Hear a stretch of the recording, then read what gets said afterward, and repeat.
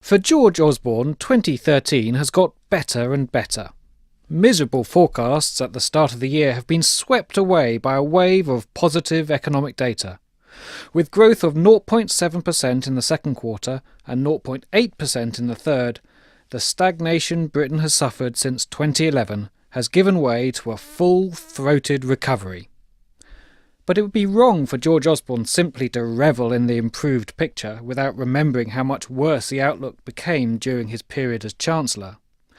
In his June 2010 emergency budget, the official forecast showed expected growth of 2.3% in 2011, rising to 2.9% in 2013, and settling at 2.7% into the medium term.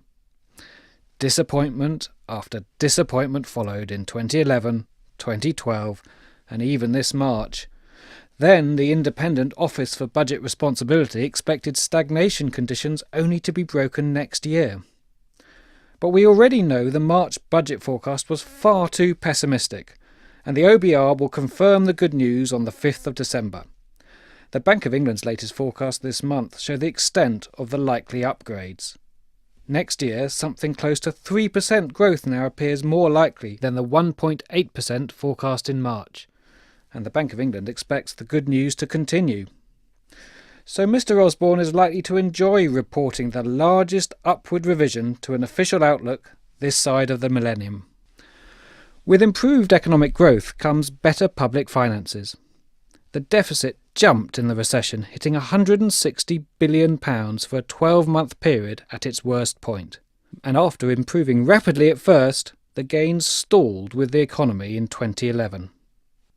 What will please the Chancellor is that underlying tax revenue growth is now doing better than expected, so the annual deficit, expected in March to be £120 billion, now looks likely to be only around £105 billion for the full 2013-14 financial year, according to independent economists.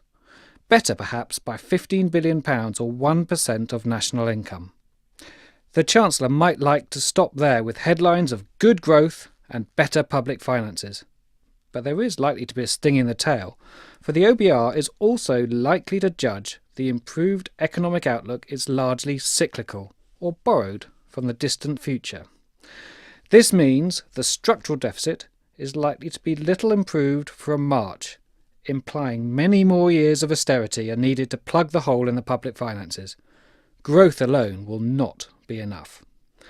Added to this, the big political argument has moved from stagnation to the cost of living, which hasn't improved with the economy for over a decade for typical families. Here Mr Osborne will want to show he can make a difference to the finances of families across the UK. We already know he's agreed to the Liberal Democrat plan for universal free school meals for infants in school up to the age of 7. He'll also introduce a small transferable tax allowance for some married couples, and he wants to cancel the planned fuel duty increase in September 2014 and introduce a Work for Your Benefits scheme.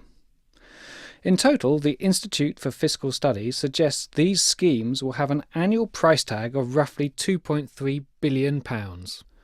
That would require either tax increases or more austerity.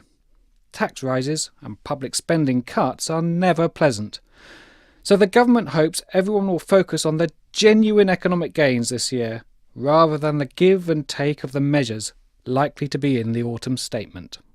Chris Giles, Financial Times.